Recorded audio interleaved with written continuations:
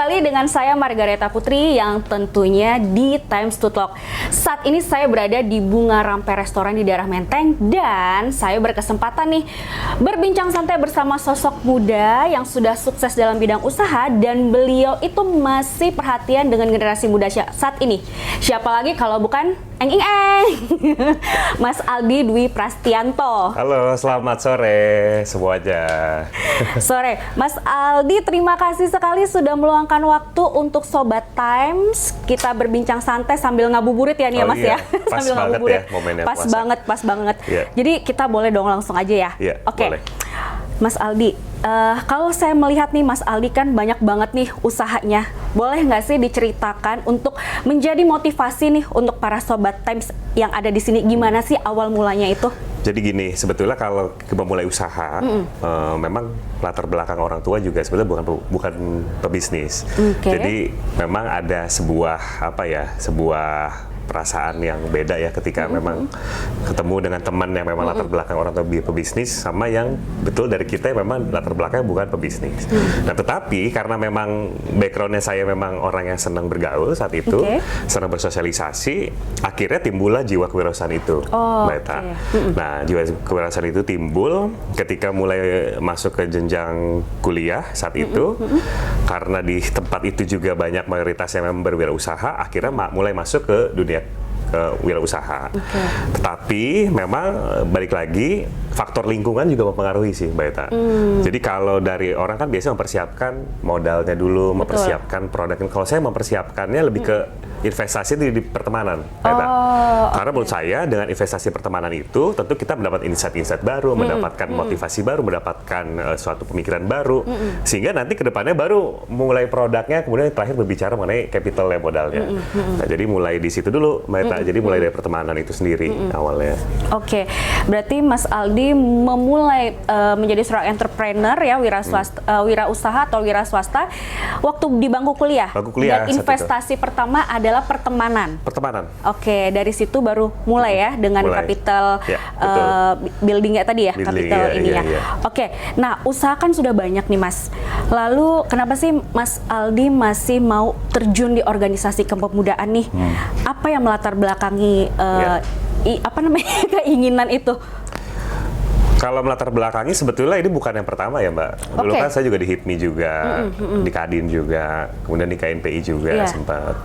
Cuman kan dulu waktu pas saya ke KNPI itu 2 tahun 3 tahun ke belakang kan masih dualisme ya. Iya, dualisme di organisasi. DKI, terus juga di DPP 3, sekarang dengar-dengar udah 6, walaupun yang 3 kemarin baru Munas ya. Sisa 3 lagi yang belum. Nah jadi memang ada sebuah keinginan untuk terjun di dunia organisasi, karena memang saya anggap dunia organisasi ini adalah sebuah tantangan ya, bagaimana di sini kita bisa ketemu orang, bisa menjejaring relasi, kemudian kita bisa melatih kepemimpinan, bagaimana kita belajar menyelesaikan suatu masalah, suatu problem, bagaimana kita di sini dituntut untuk mengorganize, melihat karakter masyarakat atau orang itu lebih luas. Jadi rata-rata orang yang memang dia sudah aktif di organisasi, begitu dia ada di dunia industri atau di pemerintah, birokrasi, pasti dia beda.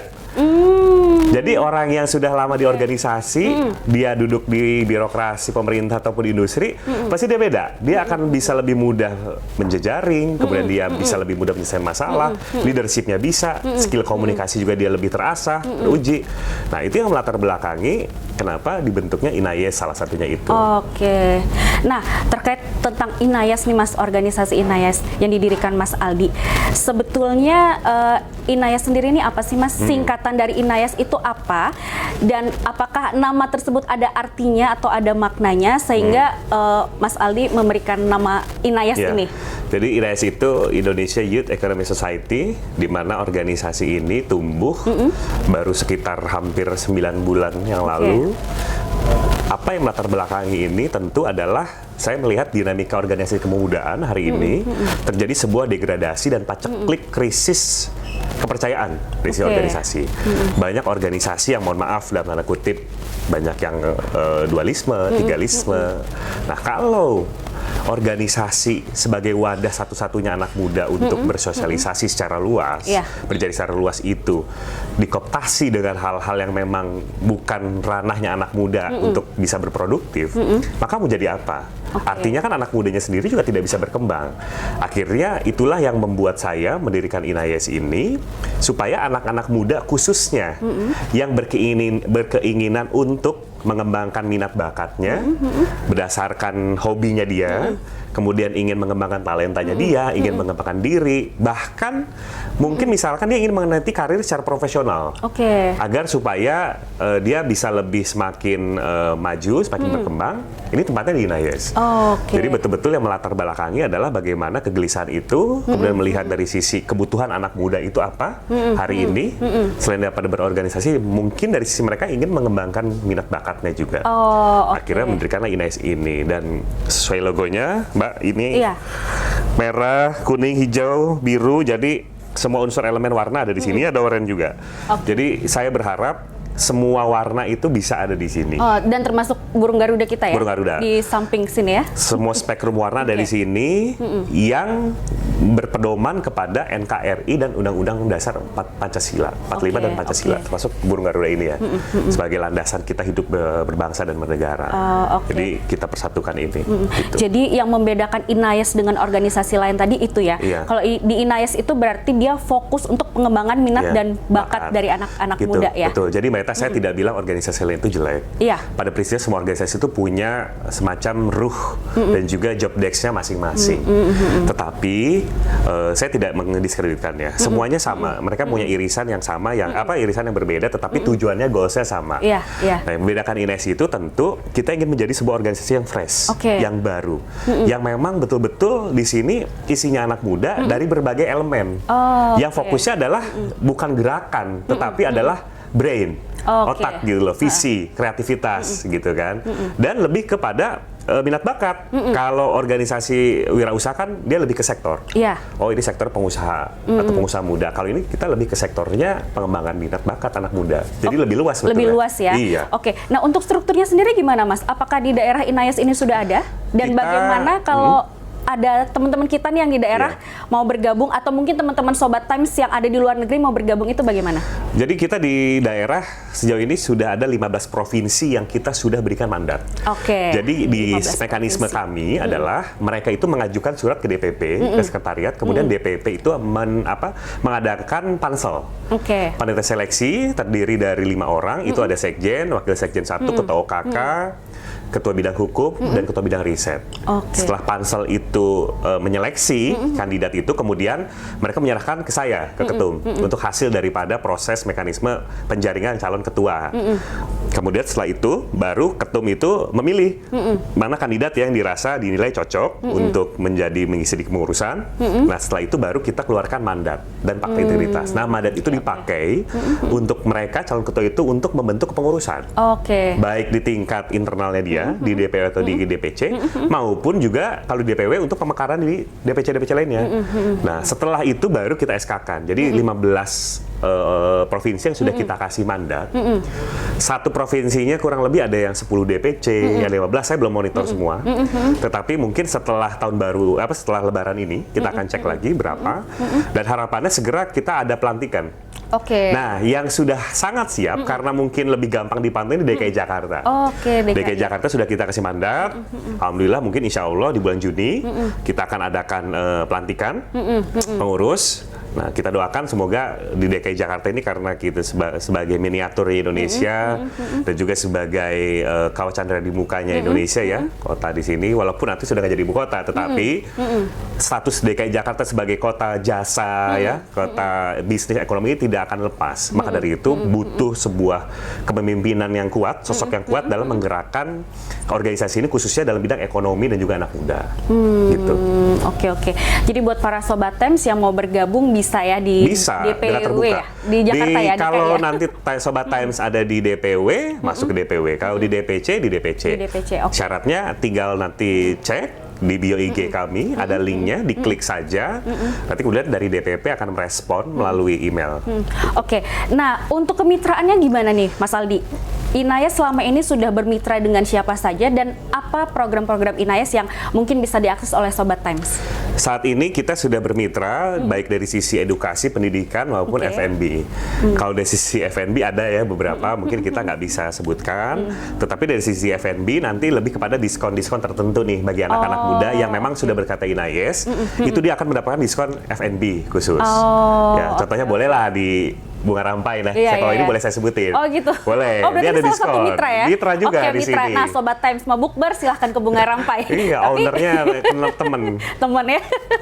Terus juga menjadi anggota Inayas bisa dapat diskon Bisa di dapat sini. diskon KTA. Salah satunya nih. Oke. Iya, dan juga kita ada KTA kita juga kerjasama dengan Bank BUMN untuk KTA kita juga. Kemudian juga dari sisi program edukasi tadi kita akan ada program beasiswa bahasa, di mana beasiswa bahasa ini diperuntukkan untuk anak-anak muda yang ingin melanjutkan pendidikannya ke luar negeri atau ingin meningkatkan lagi dari sisi skill bahasanya. Oke. Gitu. Dan mungkin juga nanti ada beasiswa juga, bukan mungkin ya, kita sudah ada penjajakan dengan 3 kampus di di Indonesia, di DKI untuk beasiswa anak-anak. Itu gitu loh. boleh disebutin nggak kampusnya mana aja? Yang sudah secara prinsip itu IBLAM hukum. Jadi di IBLAM itu nanti kita akan ada beasiswa untuk S1 dan S2.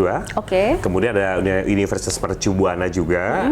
Satu lagi Euro Management juga dia siap juga. Kayak gitu. Itu masing-masing untuk beasiswa S1 dan S2? S1 dan S2. Semuanya ya, dari 3 universitas itu ya? Semuanya. Tapi memang ada mekanisme tertentu, Mbak Eta. Jadi nggak semuanya itu. Ada proses seleksi? Ada proses seleksi juga. Ada proses seleksi. Proses seleksi juga. Tetapi niat kami sebagai organisasi yang memang betul-betul menyalurkan atau mungkin mengembangkan karir mereka juga tidak lepas. Karena kan walaupun di proses seleksi, proses itu akan terus berjalan. Jadi kalau misalkan yang nggak dapat tahun ini, mungkin bisa di tahun depan. Atau mungkin bisa di 6 bulan setelahnya. Jadi kita per 6 bulan itu ada proses pemilihan seleksi untuk beasiswa. Itu untuk yang beasiswa kampus sama bahasa tadi? Iya, bahasa kampus. Berarti ada kuotanya ya? Kuota sebetulnya kita tidak, setahunnya ada. Jadi kalau misalkan di Mercu, ya itu nggak banyak ya. Setahunnya itu bisa 3. Itu full. Full ya? Full kita cover. Tapi juga ada beasiswa yang memang kita potong dari harga. Kita potong dari harga. Tapi ada juga yang full yang tadi saya bilang. Jadi dari semester 1 sampai semester berapa? 8 ya?